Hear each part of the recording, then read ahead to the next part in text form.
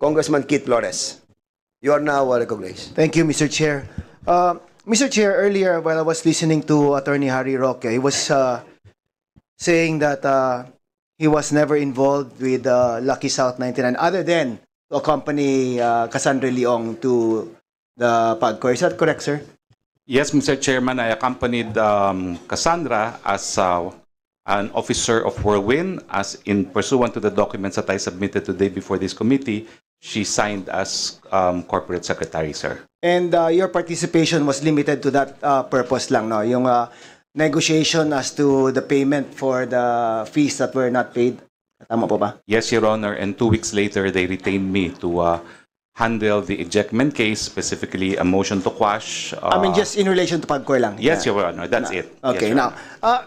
2 meetings ago kasi, Mr. Chair, I remember that Altenco, during questioning by Congressman Adjong, mentioned that he was of the impression that Attorney Roque wasn't just lawyering for Whirlwind, but was in fact lawyering for Lucky South 99. And this is contrary to what you said was a statement of Altenco. I wanted that to be clarified po sana. He was wrong because at that time po that we met, and Attorney Jeza Fernandez can confirm this, on July 26, 2023, the official representative of Lucky South with PAGCOR was Mr. Dennis Cunanan. Okay, now, Attorney Fernandez, you were with Altenco when you were meeting with Attorney Roque, is that correct? Yes, sir. And do you remember 2 meetings ago that Altenco also mentioned that he was of the impression that Attorney Roque was lawyering for Lucky South 99 and not just Whirlwind. Is that also correct? Yes, sir. So he said that, correct? Yes, sir. Okay, now he just said that. He just said yes. Are you of the impression that he was lawyering for Lucky South? Yeah. He said yes. Yes, correct. Now, you were also present. Was that also the same impression that you shared with Altenco? I am not one to assume, sir, but the topic of the meeting that we had with him, sir, was really Lucky South 99. And what was specifically the topic as far as Lucky South 99 is concerned? It's about the arrears of Lucky South 99, which were not remitted to PAGCOR, allegedly because its authorized representative did not deposit said amount to PAGCOR's account. Okay, now, you also heard Attorney Roque parang downplayed it kanina eh. Sabi niya, it wasn't for the renewal naman of the permits because the permits was still good for a few more years. That's what he said. But why would then he meet with you guys if it had nothing to do with the permits of Lucky South 99? I think in addition to the topic of the non-payment of arrears of Lucky South 99, it was also that period when we already released the new guidelines for internet gaming licenses. So, Lucky South, the Miss Cassandra Ong would like to reapply, expressed her intent to reapply under the new framework, and that she was informed that she has to comply with the requirements and to pay for the arrears before the application may be processed. Okay, so it now crossed just from the payment of arrears to the new requirements of the IGL. Is that correct? Yes, sir. And was Attorney Roque participating in that discussion? He based on what I remember, nakikinig lang po siya doon. Okay. Now, you also mentioned that there were several phone calls that were made by Attorney Roque to you. Yes, you confirm sir. that? Yes, sir. Okay, what was the nature of these conversations? He was asking po kung meron pa pong lacking documents yung Lucky South. So it is for the new accreditation of Lucky South 99 as IGL? Yeah, for the ongoing application po of Lucky South for an internet gaming license. So it is contrary to the statement that it was just for the payment of the arrears? I cannot answer that, sir, but matter of fact lang po, Yeah. that the follow-ups po were made for the application of Lucky South 99 as an internet gaming license. And no discussions were made as far as Whirlwind is concerned?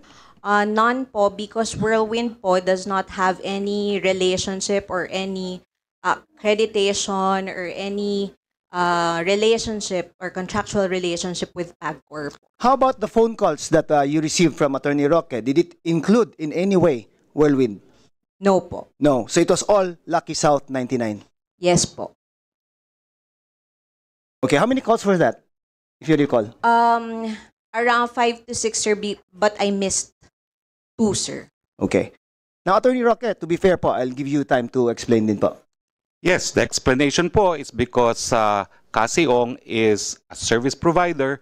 Not only do they own the premises, but they provide services to Lucky South.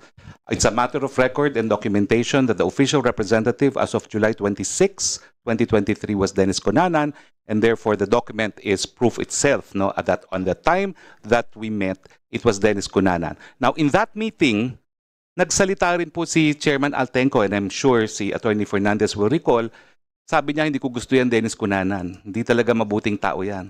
I suggest palitan yan. At kaya po, napalitan si Dennis Cunanan. I do not know if Attorney Fernandez recalls that, no? And of course, by being a representative of a licensee to PAGCOR, hindi naman po requirement na ikaw ay maging shareholder, hindi rin requirement na ikaw ay maging officer. Because Dennis Cunanan, in fact, was neither an officer or a shareholder. Ang kinakailangan lang po is a board resolution authorizing that person to represent that company to PAGCOR. So, consistent po yan sa sinasabi ko na Whirlwind provides services, and after that meeting, upon suggestion of Altenco, dahil hindi nga maganda daw reputasyon ni Dennis Cunanan, tinanggap nga niya yung representative na hindi naman po required na maging kabahagi ng korporasyon. Ulitin ko po ang service provider po importante sa mga POGO kasi hindi po yung mga nag-i-English. Wala, at saka Yes, nasa POGO hub po sila, hindi sila lumalabas po. Thank you, sir. For a while, sali lang po. Kasi I also watched your interviews and your statement before the Senate. Parang what you said kasi was like, it was just purely Whirlwind. You were in no way connected with Lucky South 99.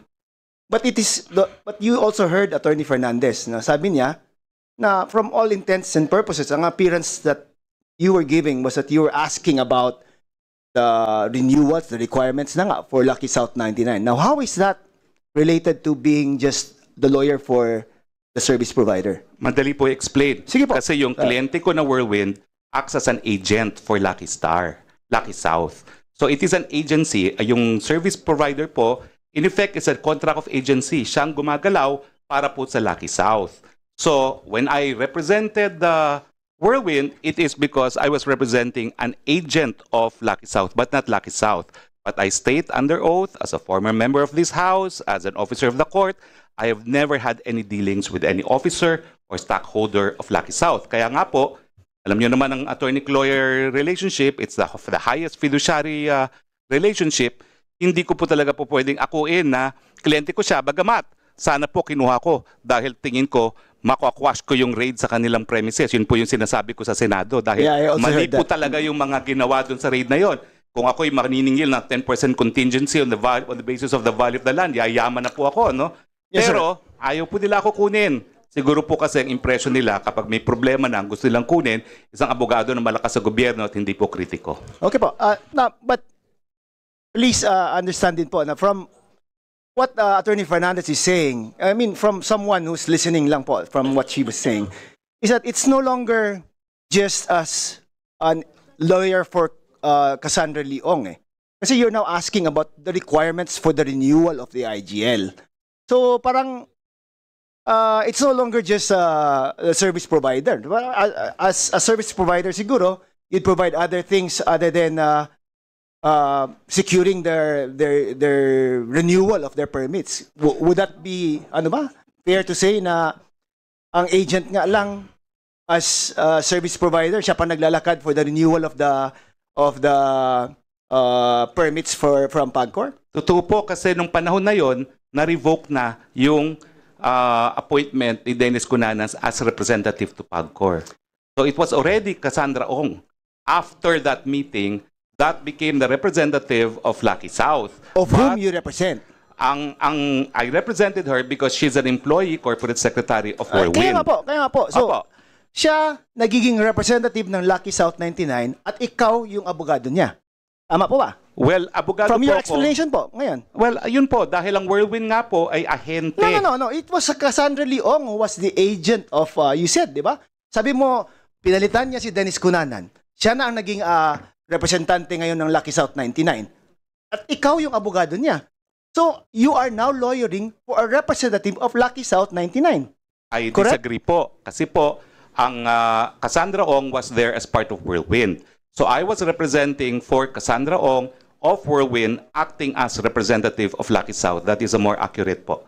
And pursuant to the laws of We agency should not po. like stretching the definition na rin po. Hindi naman po. Kasi Okay. kung ako po talaga yung nag-lawyer for Lucky South, ang tanong ko, wala pong masama doon. Pero ang punto, hindi po talaga ako Sino po? nag-lawyer. Hindi lawyer for Lucky South 99. I'm just saying, na as you said, Cassandra Leong replaced Dennis Cunanan as the agent of Lucky South 99. And you are the counsel for the representative of Lucky South 99. Yun lang po. I'm not saying na Well, directly to Lucky South 99, but of the agent of Lucky South 99. I was representing Cassie Ong of Whirlwind. That is correct po. And I confirm that. Secretary Roque, I think yes, ma'am. you read the rules a while ago. Yes, Please follow the rules. Address the chairman. my apologies. My apologies po. It's just that it was an animated discussion and a friendly discussion. After all, he is also from a province of my relative who is now governor. Yeah, yes, sir. Yun lang po. I was just confused. Para I wanted it to be clear lang. Kasi I think Altenco should be here para at least naman lang to clarify din yung statement niya. Kasi doon nga ako nalito eh. Kasi when he appeared 2 meetings ago, he categorically said kasi na he was of the impression that you were lawyering for Lucky South 99. And contrary to what you were saying also, Mr. Chair, that he never mentioned or he denied that you were lawyering for Lucky South 99 po. Mr. Chair, I guess my answers is based on actual rules of legal ethics on when there is engagement. There could be an engagement between attorney and client as simple as giving legal advice. But there is an actual legal engagement when there's actually a contract between a client and attorney. So yun po yung talagang status sa legal ethics. Minsan, Mr. Chairman, yung mga nagtatanong sa radyo, yan po yung mga issue. Kasi pagbibigay pa lang ng legal advice, may attorney-client relationship na. Pero para magkaroon po ng engagement, dapat talaga merong kasunduan. Bakit naman po ako magre-represent, Mr. Chairman, ng isang kumpanya hindi magbabayad sa akin? Abay, mayaman pa. Pogo pa. Okay po. Sisingilin ko po yan, Mr. Chairman. Wala naman po akong nakita. Okay. Maraming salamat po. Thank you, Mr. Chair. Now, last, Mr. Chair, just to be clear lang, no, para idugtong ko lang. You're saying that you are representing Cassandra Leong as a representative of Whirlwind. But at the same time, you also said that Cassandra Leong replaced Dennis Cunanan as a representative of Lucky South 99 in relation to the application of Lucky South 99 to with PAGCOR in the renewal of their permits. And that was confirmed by Attorney Fernandez that you made several calls to her in relation to also the requirements for the renewal of the permits for Lucky South 99. Para clear lang po, no? So it's not you directly to Lucky South 99, but you with Cassandra Leong. But on the issue lang na medyo Cassandra Leong was acting for both Whirlwind and Lucky South 99. Tama po ba?